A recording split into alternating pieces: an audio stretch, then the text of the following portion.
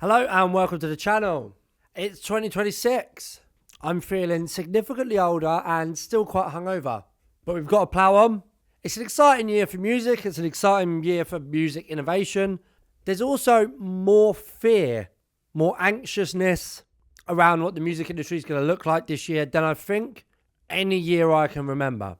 It feels like a lot of the rule books have been thrown out. The rising kind of AI and AI music has really changed things. Really change how people are looking at the music industry. So what I thought we'd do is a tier list. A tier list which is specifically for independent artists and musicians of the things that I think are going to be most beneficial for you to understand in 2026. The best kind of marketing practices, the best things to kind of get your head around, the best ways to engage your audience and to find new fans, and things that I would recommend getting to grips with, so that you can kind of try and prioritize your time and your money. So let's get cracking. This is a tier list of the most important things for an independent musician to learn and understand in 2026. So here we have said tier list. And you will see that I've ranked it from essential for you. These are the most important things that I think every artist needs to understand in 2026. Very useful. So this is something that's, I would recommend you get to grips with. Worth knowing, kind of average, get involved with it if you think it's useful. On its way out is kind of promotional strategies and tools that I don't think people are going to really pay much attention to anymore. Not worth your time is don't bother with it. A little bit of a waste of time. So let's get cracking. Number one, right, we're going to start with Bandcamp. I'm going to go quite high with Bandcamp, particularly as an independent musician. We run a record label as well as kind of doing all of this stuff. And we find that I'd say around 50% of our revenue is now from Bandcamp. You can use it to sell merch. You can use it to connect with your fans. You get loads of really good data from Bandcamp as well. You get your fans' emails. You're able to retarget. If you understand all of the stuff that Bandcamp does, it's really, really useful. There's more engagement with your fans than any other DSP. Well, yeah, any other DSP, really. So Bandcamp, I'm going to put it in very useful. I'm not going to go essential for you, but I'm going to go very useful. Right, next up is Discord. As well as just Discord, with this, what I more mean like high trust kind of channels. And what that could also be like a fan club. It could also be like WhatsApp groups that you might start with your fans. Things like that. Patreon is one as well. So this is going to be, you might not have many people on your Discord. You might only have 30 people on your Discord page, right? But these are 30 people who have made a conscious decision to join a group in return for more access with you as an artist, with the knowledge that you're going to promote your own stuff, right? So these are big fans that have joined this.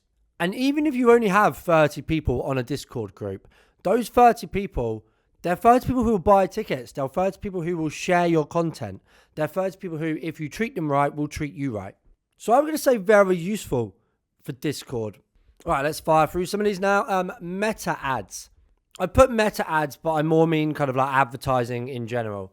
I'm going to go with very useful on this one. Maybe it's just worth knowing.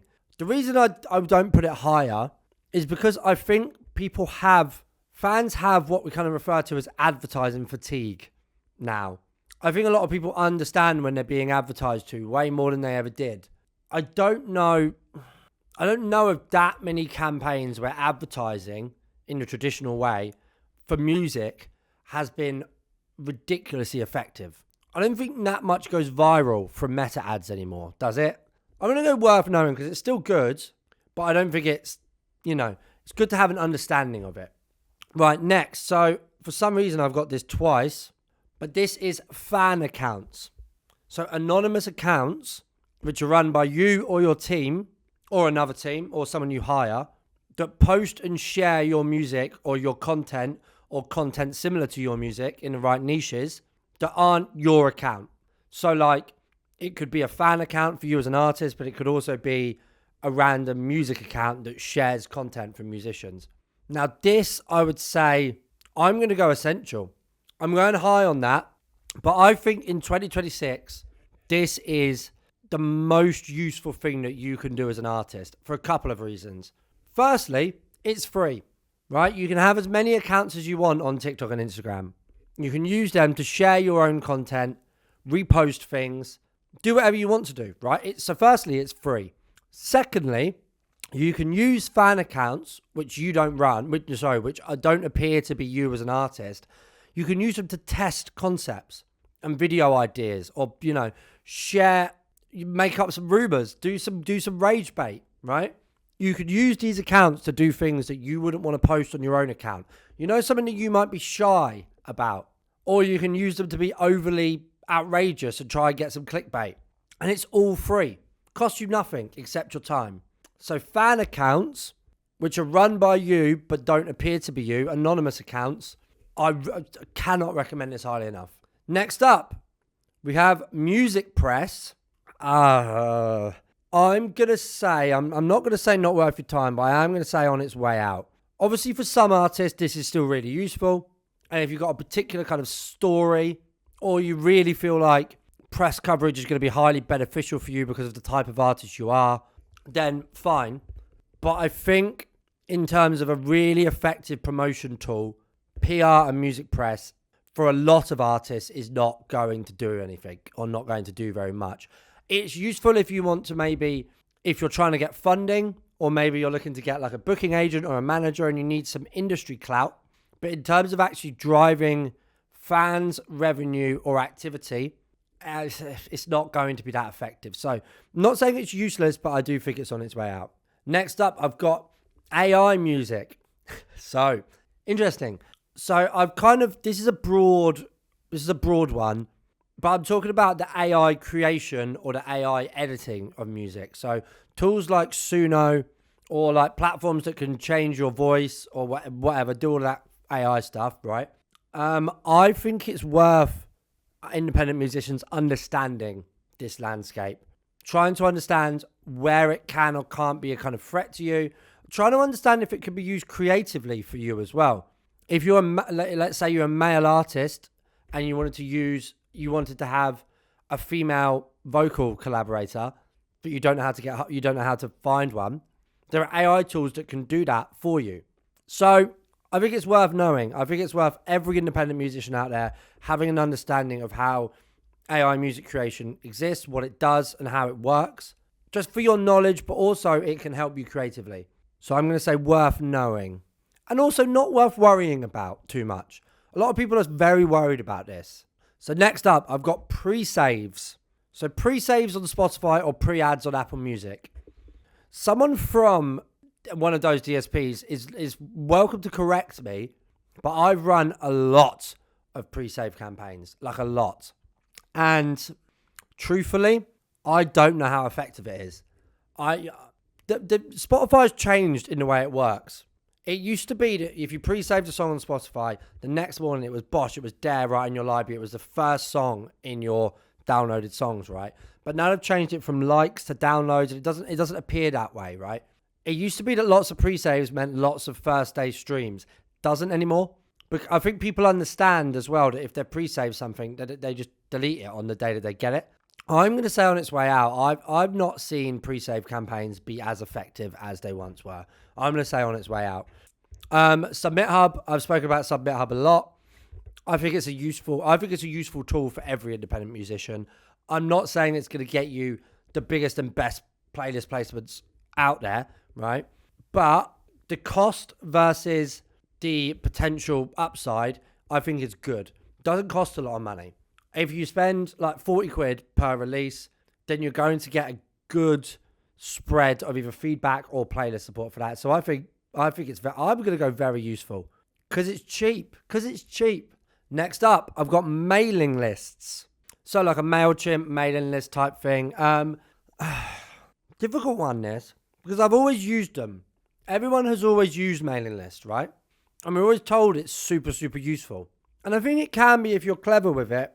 But I think, like with advertising, people have a bit of fatigue to promotional emails. I think people, because they now land in most people's promotional inbox, which people don't open, I think the open rates on them are quite bad, and the click rates on them are also quite bad. Unless you've got something really, really special to sell, or to offer people. I know that mailing lists in the fashion world are incredibly useful, but in the music world, doing a mailing list to say my new single is out, how many people open that? And even less people actually click on the link. So it's useful, but I do think things like Discord and direct-to-fan engagement platforms, stuff like that, is more useful. So I'm going to go worth knowing. Right, next, national radio. So this is like radio plugging for Radio 1, 6 Music, Capital FM, places like that, the big radio stations, right? Again, if you're a big pop artist or a big dance artist or a big rapper with a label with loads of money, loads of reputation, loads of followers, and you're already going massively viral, fine, okay. A radio plugging campaign will probably be fairly useful, right? But for the 99.999% of the music ecosystem, that's not the case. And national radio's listening numbers have plummeted. Far more people to listen to podcasts now, or in the office, they don't have the radio on anymore. So I'm going to say that national radio is on its way out. Not for everyone, but I think for a lot of people, a radio campaign now, is it really worth it? And it's cost so much money. Right, next up, I've got TikTok. So, love it or hate it, I do think that TikTok is probably, if you take into account all genres, all types of musicians and all types of music spaces and all types of fan spaces, TikTok is probably the most effective place for discovering new music now. I read somewhere that's apparently 80% of all the songs in the Billboard Top 50 went viral on TikTok first. So, listen, some people might love it, some people might hate it, but it is the most fertile place for music discovery at the moment. So, I do think you've got to go essential for you on that, at least to understand it. Even if you don't use it that much, at least to kind of get a grasp on what other artists are doing on TikTok, I think is essential. Right, last two. I'm finishing off with playlist promotion. So this could be any type of playlist promotion, whether going through a promotion agency like us, working with a playlist promotion team, or going through like submission platforms.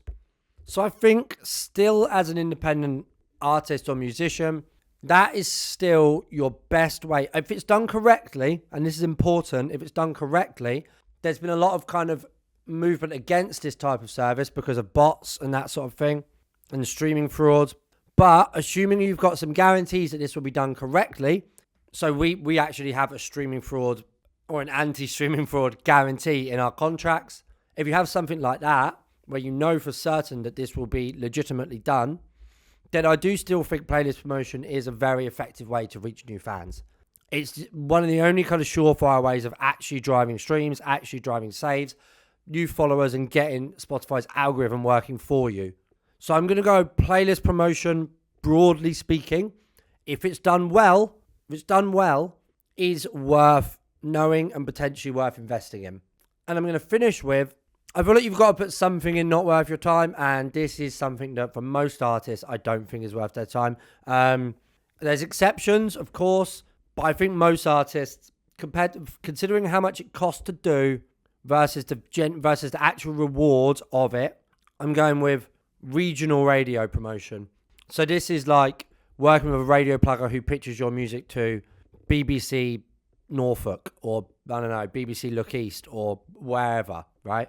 I'm not saying that none of these stations have listeners or none of them have relevance, but radio in general is on a decline, and some of these stations didn't have many listeners to start with. I don't think any young people listen to local radio at all. So yeah, if I had to put one in not worth your time, I would put that. Doesn't mean that's not the case for everyone. There'll be lots of artists out there who it is useful for, but that's the least useful one, I think. So here we go. Not worth your time is regional radio. On its way out, I've got Music Press, I've got Spotify pre-saves, and national radio. Worth knowing and understanding, I've got meta ads, AI music, mailing lists, and playlist promotion. Very useful for you as an independent artist. I've got Bandcamp, Discord, and Submit Hub. And essential for you, I've got fan accounts, as in music fan accounts that you run and operate. And I've also got an understanding of TikTok generally. So there we go. As an independent musician, that is my list of what I think in 2026 you should be getting your head around.